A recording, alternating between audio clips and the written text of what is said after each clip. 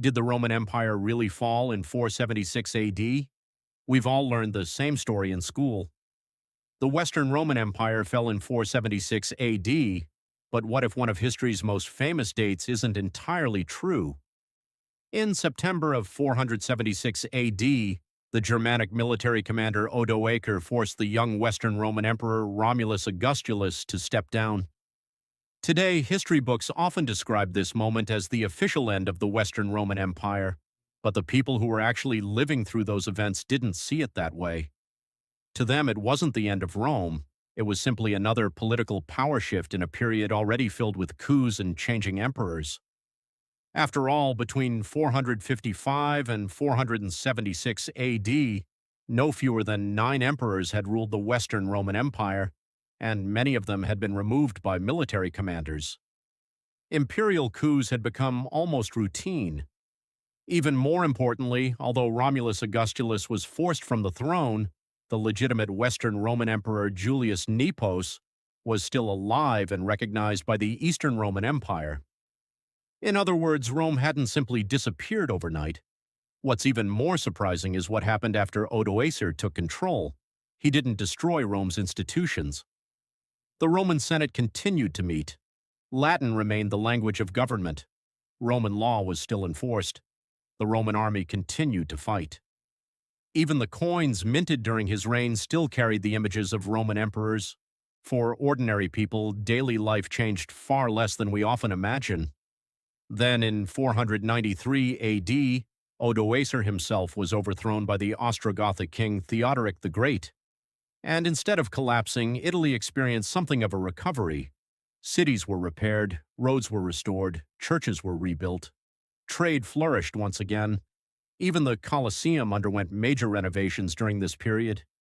The people living in Italy at the time weren't saying Rome has fallen, they were saying the exact opposite. Rome is rising again. So why does almost everyone today believe that Rome fell in 476 AD? That's where the story becomes truly fascinating.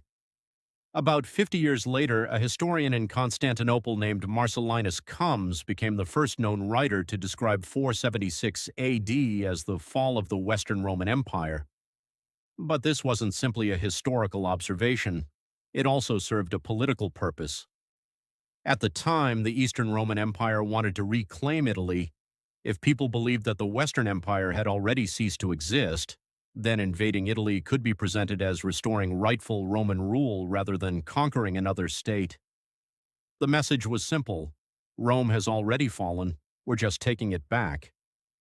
That narrative spread and eventually became accepted history. In 533 AD, Emperor Justinian launched his invasion of Italy.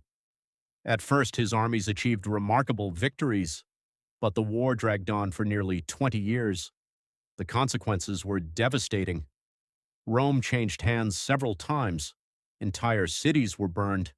Famine spread across the peninsula. During one of the sieges, desperate citizens reportedly survived by eating grass, rats, and even animal waste. A city that had once been home to hundreds of thousands of people was reduced to only a few tens of thousands. Other cities suffered even worse. Milan, once one of the largest cities in Italy, was almost completely destroyed.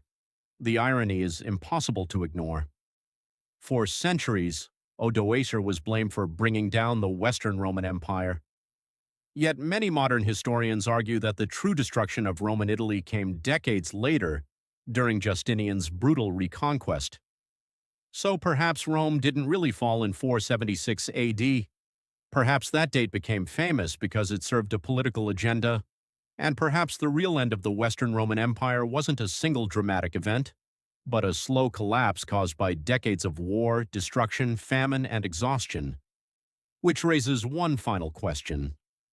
Did Rome really fall in 476 AD, or have we been remembering the wrong date for the last 1500 years?